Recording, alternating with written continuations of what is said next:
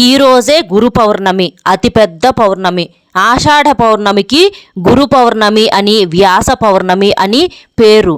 ఎంతో పవిత్రమైన ఈ రోజున ఇంట్లోనే ఆడవాళ్ళు పొరపాటున కూడా ఈ కూరను అస్సలు వండకూడదు. ఈరోజు ఎవరూ కూడా ఈ కూరను తినకూడదు. కాదని ఈ కూరను వండినా తిన్నా చేతిలో పైసా కూడా మిగలదు. అప్పుల పాలైపోతారు. ఆర్థిక సమస్యల్లో కూరుకుపోతారు.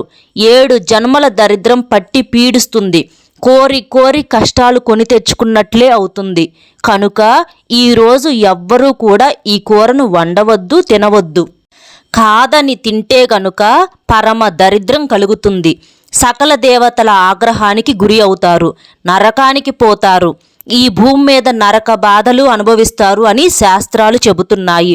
అసలు ఈరోజు తినకూడని ఆ కూరేంటో ఇప్పుడు మనం ఈ వీడియోలో వివరంగా తెలుసుకుందాము. ఇక ఎంతో పవిత్రమైనటువంటి ఈ గురు పౌర్ణమి రోజున ఒక అద్భుతమైన చెట్టును తాగితే చాలు, తరతరాలకు తరగని ఐశ్వర్యం వస్తుంది, కోట్ల వర్షం కురుస్తుంది అని మన శాస్త్రాలు చెబుతున్నాయి. ప్రత్యేకించి ఆషాఢ పౌర్ణమి రోజు మామిడి చెట్టును తాకితే చాలు, నక్క తోక తొక్కినట్లు అవుతుంది. మీరు పట్టిందల్లా బంగారం అవుతుంది. మన హిందూ సాంప్రదాయంలో మామిడి చెట్టుకు ఎంతో ప్రాధాన్యత ఉంది. మామిడి చెట్టు కూడా ఒక దేవతా వృక్షమే. రామాయణం, మహాభారతం, ఇతర పురాణాల్లో మామిడి చెట్టు గురించి చెప్పారు. ఏ శుభకార్యానికైనా సరే మామిడి తోరణాలు కట్టాల్సిందే. మామిడి ఆకులను ఎక్కువ మంది ఒకచోట చేరినప్పుడు ఏర్పడేటటువంటి కాలుష్యాన్ని తొలగించే గుణం ఉందని శాస్త్రాలు చెబుతున్నాయి. మామిడి చెట్టు ఉందని వేదాలలో స్వర్గఫలంగా చెప్పారు. మామిడి చెట్టు ఆరోగ్యానికి కూడా చాలా మంచిది. చాలామంది ఒక చాట ఉన్నప్పుడు మనం శ్వాస పీల్చి వదిలినప్పుడు ఎక్కువగా కార్బన్ డయాక్సైడ్ అనేది రిలీజ్ అవుతూ ఉంటుంది. అటువంటి కార్బన్ డయాక్సైడ్ని మళ్ళీ మనం తిరిగి పీల్చుకోవటం వలన మనందరికీ అనారోగ్య సమస్యలు వస్తాయి. కాబట్టి పండగల్లో కానీ ఏదైనా మామిడి చెట్టు దగ్గరకు వెళ్ళి కాసేపు నుంచున్నా కానీ అటువంటి కార్బన్ డయాక్సైడ్ని ఆ మామిడి చెట్టు ఆకులు గ్రహించుకుంటాయి, మనకు ఆక్సిజన్ను విడుదల చేస్తాయి. కాబట్టి మామిడి చెట్టు అనేది ఆరోగ్యరీత్యా కూడా చాలా మంచిది. అలాగే మామిడి పండ్లు కూడా చాలా తియ్యగా అమృతంలాగా ఉంటాయి. ఒకానొక సందర్భంలో శివుడి శాపానికి గురైన పార్వతీదేవి భూలోకానికి వచ్చి ఒక ప్రదేశంలో మామిడి చెట్టు కింద మట్టితో శివలింగాన్ని చేసి పూజించిందని పురాణాలు చెబుతూ ఉన్నాయి. కాబట్టి మామిడి చెట్టు ఎంతో పవిత్రమైన వృక్షం.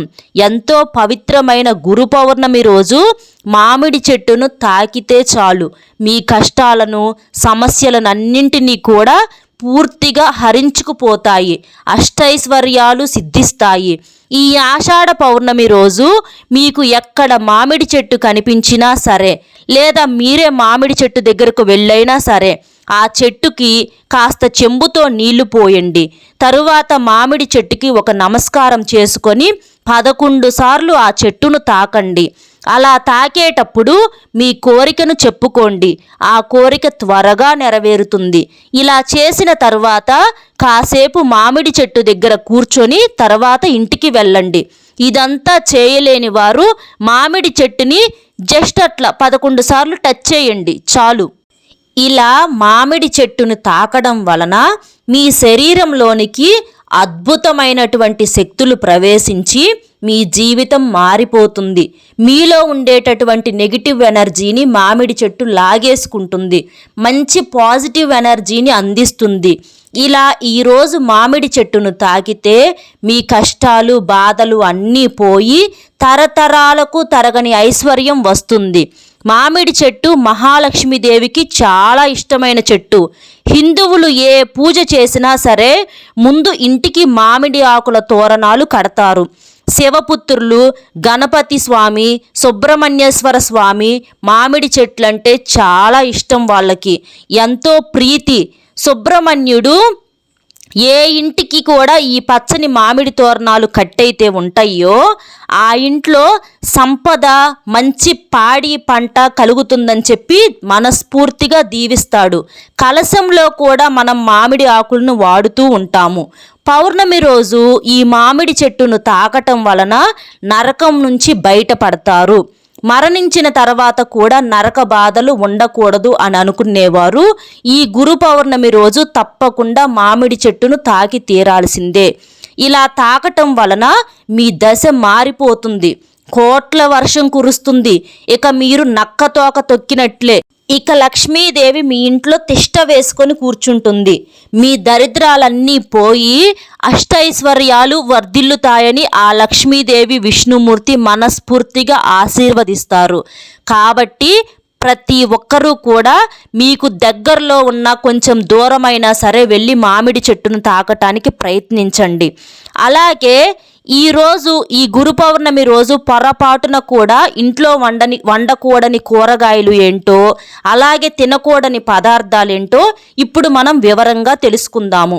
అలాగే ఈ గురు పౌర్ణమి రోజున ప్రతి ఒక్కరూ కూడా తప్పకుండా గుడికి వెళ్ళటానికి ప్రయత్నించండి.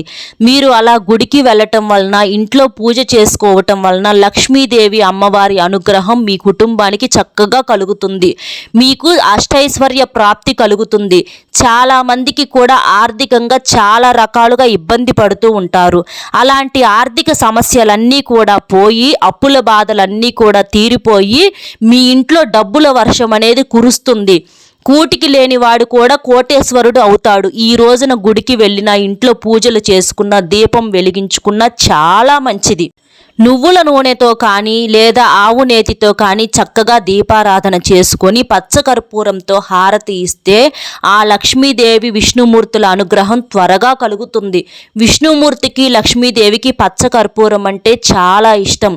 కాబట్టి ప్రతి ఒక్కరూ కూడా పచ్చకర్పూరంతో హారతి ఇవ్వటం మాత్రం అస్సలు మర్చిపోకండి.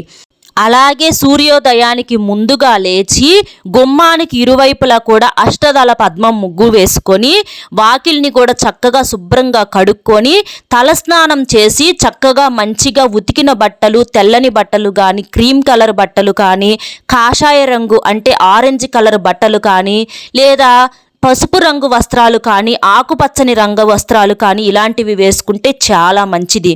ఈ గురు పౌర్ణమి రోజున పొరపాటున కూడా ఇంట్లో వండకూడని, తినకూడని కూరగాయలు ఏంటో ఇప్పుడు తెలుసుకుందాము.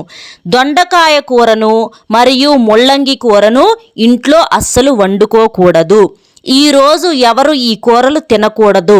కూరల రూపంలోనే కాదు, ఏ రూపంలోనూ కూడా ఈ దొండకాయని కానీ ముల్లంగిని కానీ తినకూడదు.